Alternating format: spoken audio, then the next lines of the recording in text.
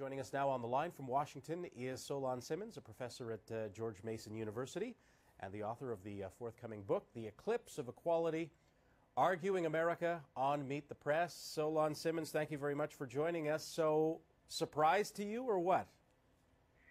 Well, the whole election, I mean, to be honest with you, this result in Florida is, I mean, I suppose it's incredibly close as we suspected it might be. And in a way, it's very nice to know that Florida didn't have the determinate vote here in the election as it did in 2000 and drag us out into this waiting game.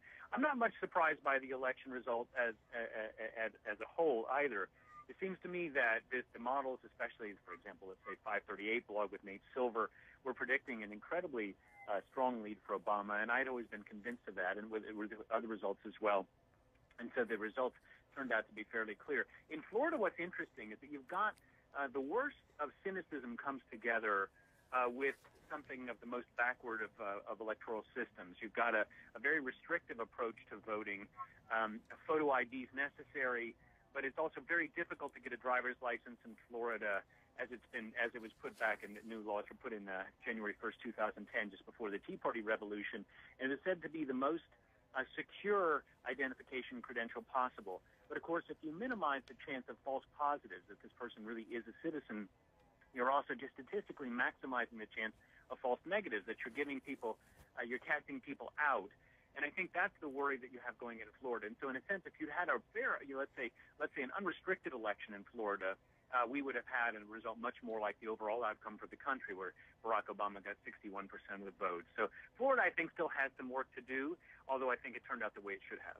So continued election worries for Florida. What about inside the White House? What kind of worries do you think President Barack Obama has? What do you think he wants to do with these 4 years? Well, you know, that's the big question, because it wasn't clear exactly what it was. Many critics of the president, both from the Republican side but also from the Democratic, were concerned that Obama's plan wasn't clear. But, you know, in a sense, I think Barack Obama always had an 8-year plan. I mean, I'm not saying he was arrogant or just knew he was going to get reelected, but in a sense, once you've got a financial crisis, it's very difficult to recuperate, and it takes a long time. That's the lesson of history, and that's precisely what we had in 2008. And so I think, in a sense, the kinds of reforms he put in place were meant to be slow, incremental, and were going to take time. Take health care. He always thought health care was going to be an economic solution as well. It was going to bend the cost curve and get us back on some kind of reasonable path.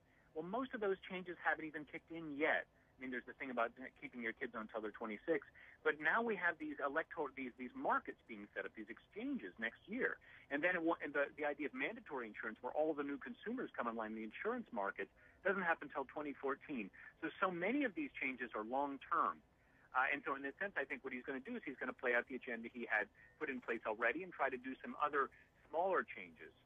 And I think that's the big plan. In the short term, there are major economic decisions to be made. How does he prevent the United States dragging Canada into a recession if you guys go over a fiscal cliff?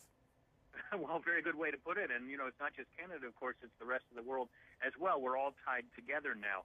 I think that the fiscal cliff thing, I mean, the interesting way that this is playing out, we're starting to see that Barack Obama wanted to be a transformative president where Bill Clinton was not.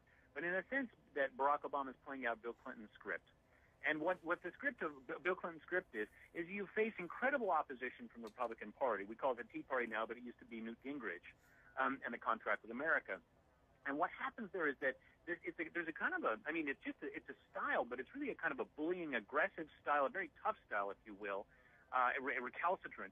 And what Bill Clinton did was he stared it down. Now, what Obama did not do when we had this issue of the debt ceiling back in 2011, he didn't want to let the faith and credit of the United States government fall. And so he didn't, I'd say, resist in the way that many people thought he would. Now many people are arguing that he said that he sticks this through and say to make the Republican Party blink. And this will be this issue of the fiscal cliff. Can Obama say, look, I have a mandate, and as George Bush said, I won political capital. It's now my turn for you to get behind my agenda, and we're going to move forward with a reasonable plan from a Democratic Party side. Yep. So I think in a way, that's what I'm interested to see. Is he going to have that sort of courage to stand up against Mitch McConnell and then also the House Republicans to push forward an agenda that is really a Democratic agenda that he seems to have obviously won? A major fiscal fight ahead. It'll be interesting to watch. Solon Simmons from George Mason University, thank you very much for joining us. Also the author of the forthcoming book, The Eclipse of Equality, Arguing America on Meet the Press. Thanks.